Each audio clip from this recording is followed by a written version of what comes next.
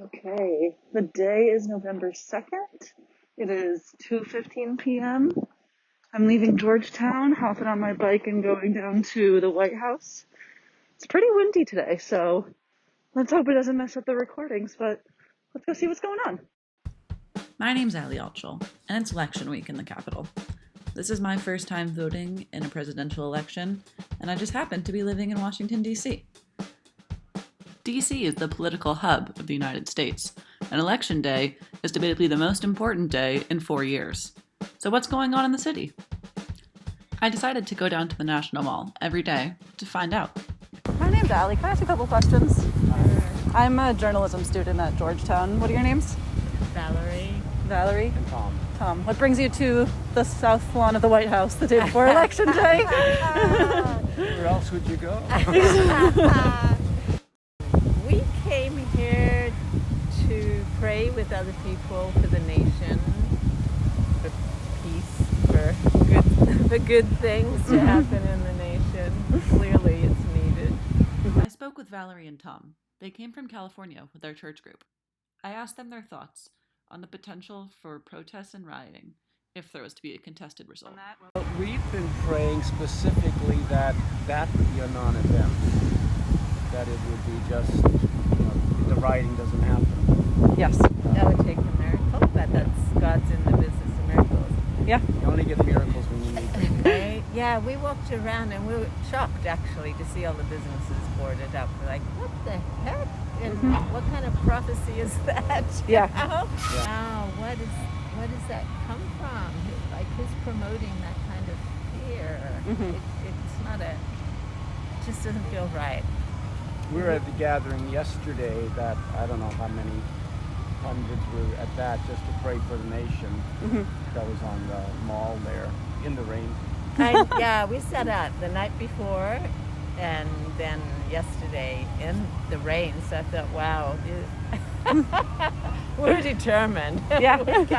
Well, I hope you enjoy the rest of your stay in D.C. Thank you. Walking around, the Capitol was very quiet. It feels like almost everyone is in hibernation, saving up their energy for what is to come this week. I approached two women sitting on the steps of the Lincoln Memorial. My name is Nosheen Pakistani, and this is Sama Hamid. Hello, nice to meet you. Nice to meet you too. So- Yes, Really? It was a common trend. There were not a lot of people walking around, but there were lots of cameras. Journalists everywhere. Preparation is for tomorrow. Yeah. Yeah, tomorrow is a big day, and we will be stuck at work. So Yeah. Well, after that, we're going to the White House to see, we want to see the preparations there. Lately, we are reading news about people buying guns and preparing for riots and chaos. So this is scary, kind of. Yeah. And we were thinking of buying stuff before everything closes. And Yeah.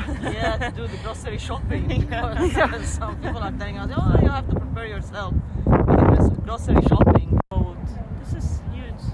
So It's different this year. yeah, this year is different in Many ways. many ways. Yeah. Well, good luck tomorrow on your Thank you. busy days, I can imagine. Thank you. Have a nice day. These two were right.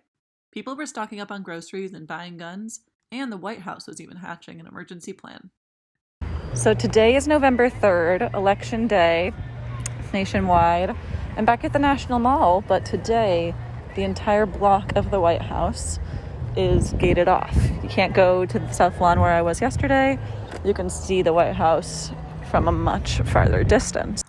That fence was requested by the Secret Service for increased protection from potential violence. This kind of preventative measure was clear throughout D.C. Businesses were boarding up with wooden planks, much like they had earlier in the summer with the resurgence of Black Lives Matter protests that some considered riots. The White House, like businesses in D.C., and people around the country buying guns for the first time, were on guard. There are journalists far and wide. Every 2 steps there's a light set up with a camera and a mic. Every journalist in the country is deployed to D.C. this week for this day. In front of the Washington Monument, a table is set up with 3 newscasters seated behind it. Out of shot is a tent with snacks, chairs, and space heaters, with staff smoking cigarettes and checking their phones in between shots. Are you working on this set? Yes. What are you filming or what? So we are doing a live coverage for one of like an Arabic news channel, a global Arabic that's based out of London that competes with Al Jazeera and other. So they're gonna do their coverage from here. But then everything else is an event called Catharsis on the Mall. Right next to the newscasters' coverage area are more tents. These ones surrounded by tie-dye tapestries and signs for DC's Initiative 81, the decriminalization of ethogens. That is, psychedelics like mushrooms. I talked to Shanna, one of the organizers of Catharsis on the Mall, to talk about what was going on here. Yeah, I mean, we're vigil for healing, and that's something we've been doing for right here in this location for the last 6 years. This is really leaning into like our vigil aspect and healing, which is something that I really feel like people need right now. Behind Shanna, another volunteer is rolling up a joint. This and other tents are filled with crowdsourced art, including statues, paintings, and murals. You know, we have so many artists and so many incredible people in our community that have things to offer that I just felt like it was important to really to create that opportunity for them to share that with the community and DC, at large. The group is nonpartisan, except that is for their support of Initiative 81. And somebody came by earlier asking, so who did you vote for? Another reporter. And I was like, that's not the point, The point is, we need to find a way forward. On the south side of the White House, the vibe was calm, cathartic, and quiet. On the other side, in Black Lives Matter Plaza, the contentious energy of the election was palpable.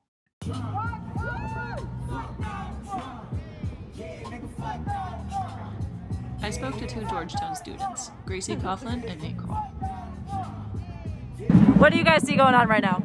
There's pretty good drum line going on, some dancing, and then a man just keeps chanting, "Jesus saves." And it's unclear exactly what side in the election that each of them support. There's one of them wearing a Trump hat and another one with a Black Lives Matter mask. So we're going to investigate. While there were groups of Black Lives Matter protesters, at this point there was nothing to protest. We knew it would be days, if not weeks, before the election results were announced, and DC was exuding raw, disorganized energy.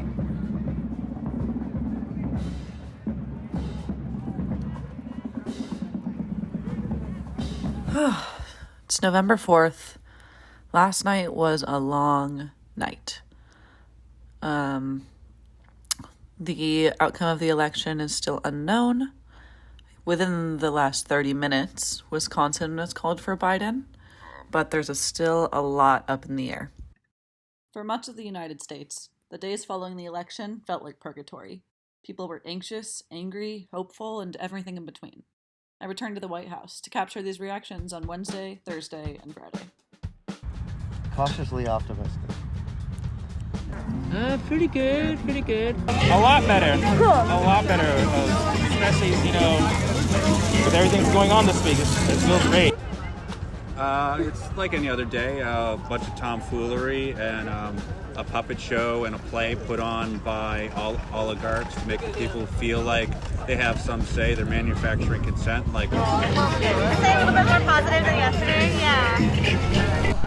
I'm happy. I feel much better than on Tuesday night. Yes, definitely. Yeah. The atmosphere that I'm feeling now is felt more of like what DC was before actually election night. Well, I mean, because to me, for the past 3 years, after 2016, it's been very depressing coming up and down the street, coming up and down in here. I mean, gentrification aside, it just felt more depressing. Yeah. And I really hope that we get a chance to kind of yell at Trump tonight. Yeah. But I'm not, until the votes are all done, I'm not going to count my chickens yet. I think that it's kind of interesting that I heard the stock market on November 5th went up.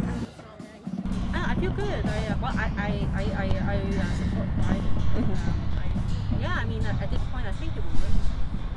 Mathematically, it's very unlikely to lose. On Saturday morning, around 11 a.m., DC heard one resounding noise.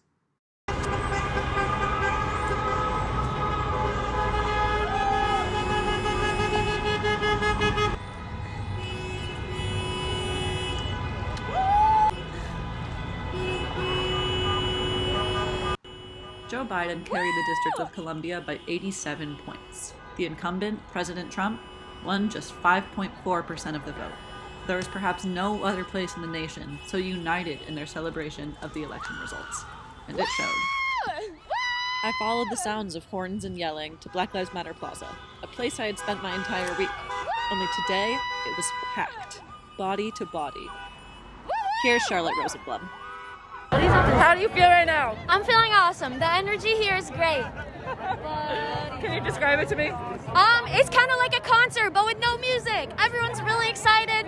Everyone's hype. Everyone's happy. It's so crazy to see everyone happy for the first time in so long. People are drinking champagne. People are cheering. It's great. I approached a man with a big smiley face on his mask and asked him how he was doing.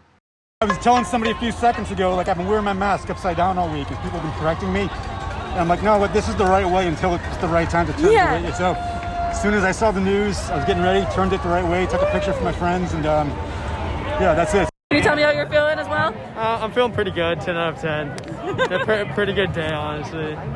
Can you describe the energy? A little bit wild, not gonna lie, a little bit packed.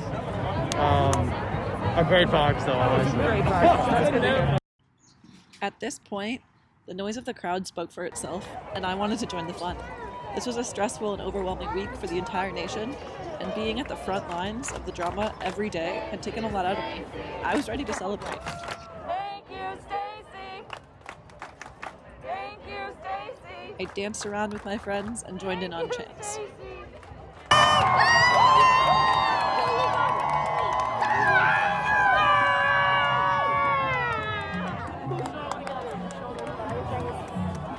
What are you drinking today? What am I drinking? A lot of champagne. So much. So much champagne, in fact, that it set a record. More champagne was purchased in Washington, D.C. on November 8th than the past 3 New Year's Eves combined. So, cheers, D.C. I'm glad you can all breathe a sigh of relief. Writing, reporting, and editing is done by me, with special note to Charlotte Rosenblum for accompanying me on this journey every day and dealing with my election anxiety. A full list of everyone I interviewed can be found in the show notes.